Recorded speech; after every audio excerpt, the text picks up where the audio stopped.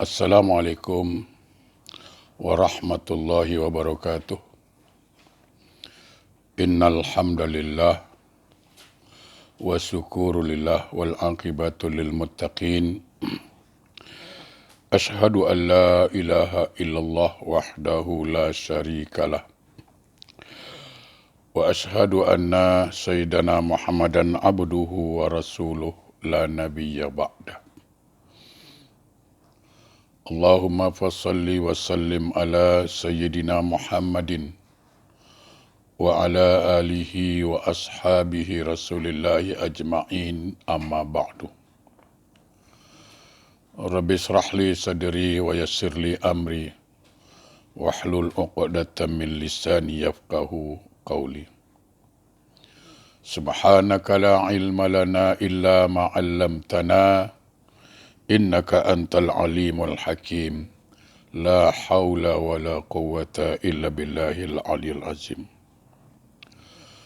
Saudaraku jemaah yang dimuliakan Allah, pertama dan paling utama mengawali majlis ilmu kita ini, kita tidak lupa untuk selalu mensyukuri nikmat-nikmat Allah. Mudah-mudahan Allah masukkan kita ke dalam golongan orang-orang yang pandai mensyukuri nikmat Allah. Amin. Salawat dan salam tak lupa, mari sama-sama kita sanjungkan keharibaan junjungan alam Rasulullah sallallahu alaihi wasallam. Mudah-mudahan kita beserta keluarga mendapat syafaat dari beliau kelak di yaumil akhir. Amin. Allahumma amin. Jamaah yang berbahagia, seperti biasa, sebelum kita melanjutkan kajian kita membahas terapi penyakit hati, halaman 44, kita mohon pada Allah sejenak. Semoga Allah singkirkan, Allah hindarkan kita dari musibah yang sedang melanda negeri kita ini, sehingga aktiviti masjid, pekerjaan, kelas-kelas agama dapat berjalan seperti mana mestinya, insyaAllah. Kita lanjut kajian kita minggu lalu. Halaman 44. Dalam Sahih Muslim, Abu Hurairah menceritakan, aku mendengar Rasulullah SAW bersabda, sesungguhnya orang yang pertama sekali diadili pada hari kiamat nanti ada 3 kelompok manusia. Jadi di akhirat nanti, yang pertama diadili oleh Allah, ditanya oleh Allah pada 3 kelompok manusia.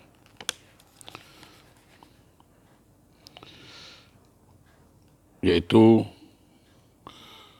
pertama, orang yang mati syahid, yang berperang di jalan Allah, yang berjuang di jalan Allah. Mereka dihadapkan dan diberitahu mengenai nikmat yang akan mereka peroleh. Allah tunjukkan balasan bagi orang-orang yang mati syahid. Dan dia melihat, orang yang mati syahid ini melihat. Namun mereka sudah mengetahuinya lebih dahulu. Jadi sebelum dia jawab, Allah tunjukkan dulu apa balasan yang diterima oleh orang yang mati syahid. Lalu Allah bertanya kepada orang yang mati syahid ini, apa yang telah engkau lakukan di dunia? Orang yang mati syahid ini menjawab, kami berjuang ya Allah karena engkau, hingga kami gugur di medan perang. Kami berjuang karena Engkau sehingga kami mati.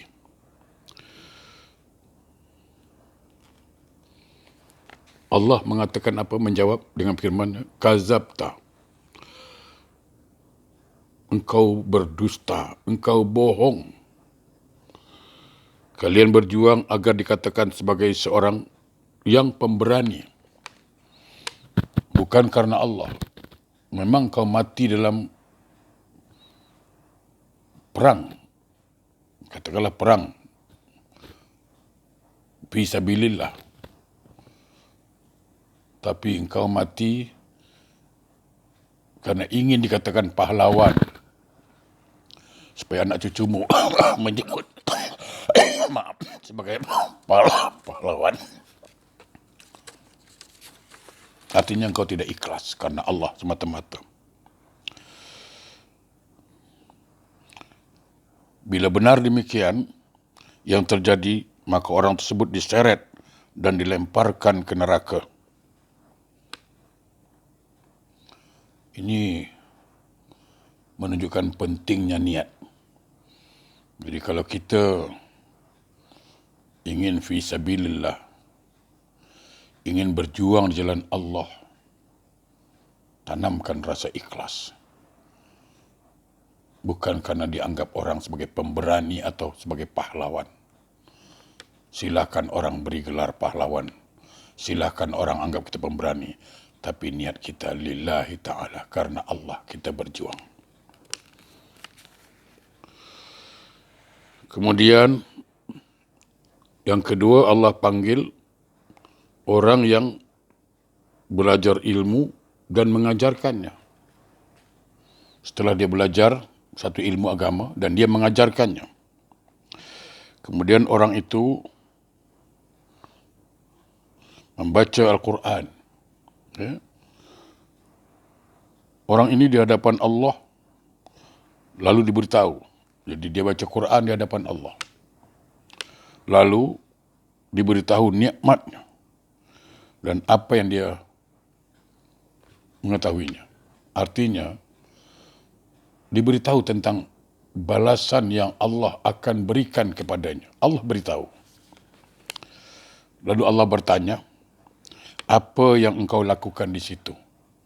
Engkau belajar Quran, engkau mengajarkan Quran, apa tujuan kau? Apa yang kau lakukan? Setelah engkau pandai baca Quran, setelah engkau pandai mengajarkan orang baca Quran. Orang itu menjawab, aku belajar karena engkau ya Allah dan mengajarkan ilmu aku membaca Quran karena engkau pula. Aku belajar Quran karena engkau ya Allah. Dan aku mengajarkan Quran juga karena engkau ya Allah. Allah menjawab, kazabta, engkau bohong. Engkau dusta. Engkau belajar karena ingin dikatakan orang alim. Dan engkau belajar Al-Quran karena ingin dikatakan sebagai qari. Yaitu pembaca Al-Quran. Ini sekali lagi bicara niat. Hati-hati bagi kita yang bergelar ustaz, ustazah. Tanamkan niat ikhlas. Orang mau anggap kita alim ke tidak ke, kita tak peduli. Orang nak bagi kita hadiah ke tidak ke, kita tak peduli. Rezeki Allah dah tetapkan.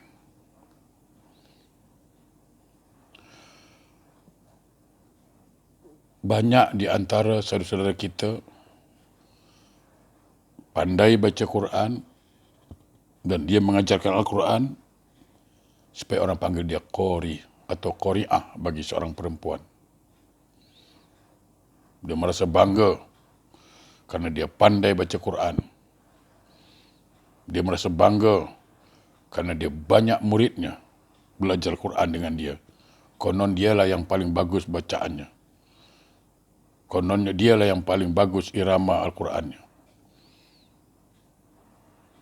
Sehingga orang panggil dia qari, alim. Apa yang terjadi?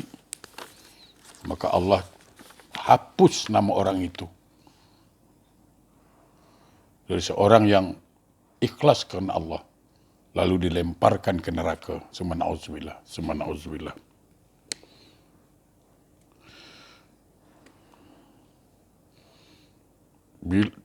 Bila benar demikian, orang tersebut diseret dan lempar ke neraka. Mereka itulah orang-orang yang pertama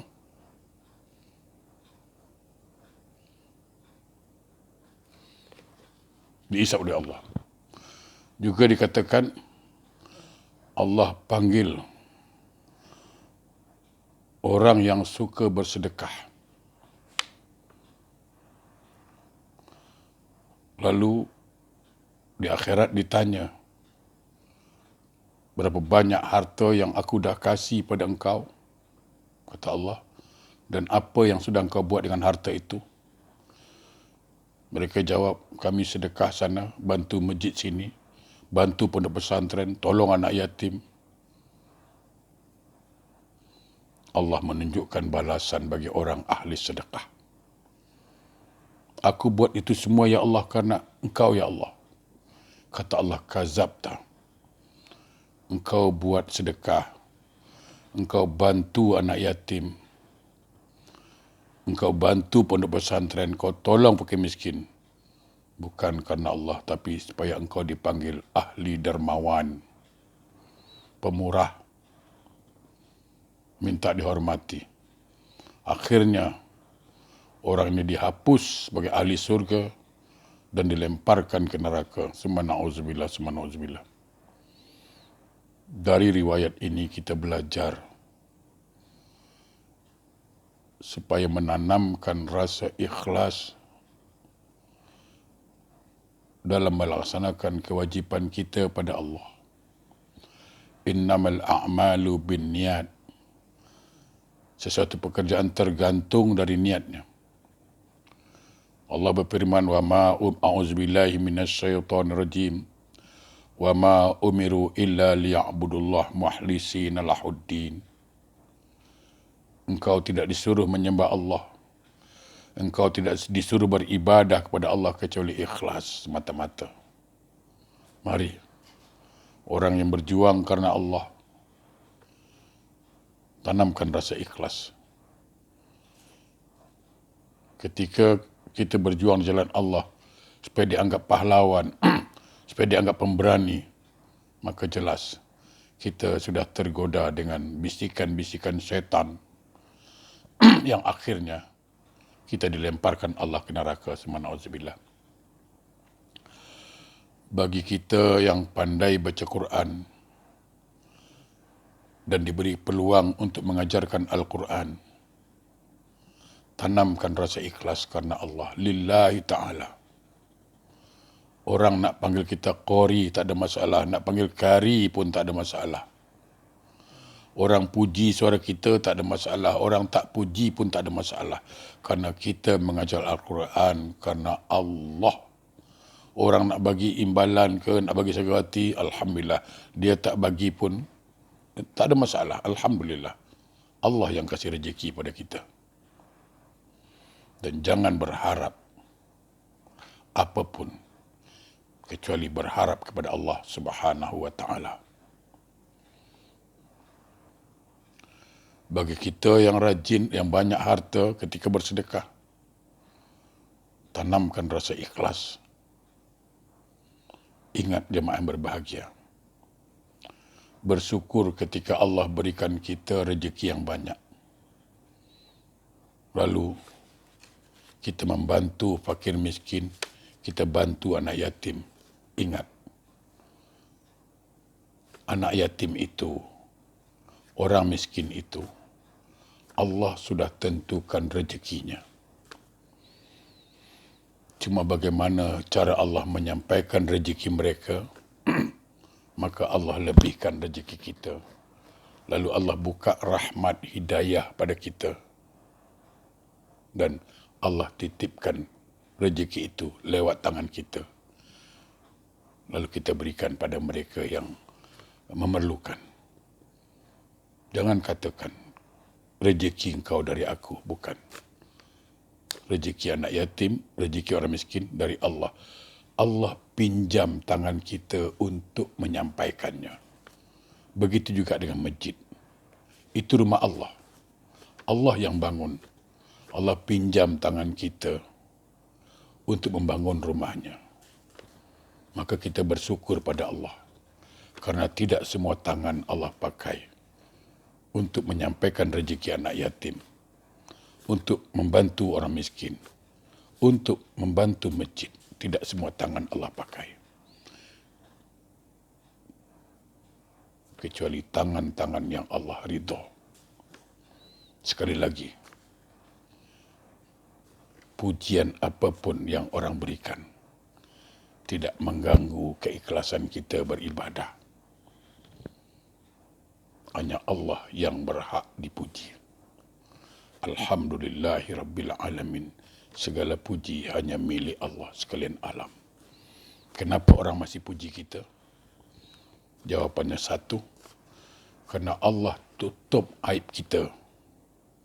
Maka adalah orang puji kita, jemaah. Seandainya Allah buka aib kita, siapa yang mau memuji kita lagi? Oleh karena itu, bersyukur pada Allah. Allah tutup aib kita. Semoga Allah mengampunkan dosa-dosa kita. Semoga Allah tanamkan rasa ikhlas kepada kita dalam melakukan amal-amal soleh. Assalamualaikum warahmatullahi wabarakatuh.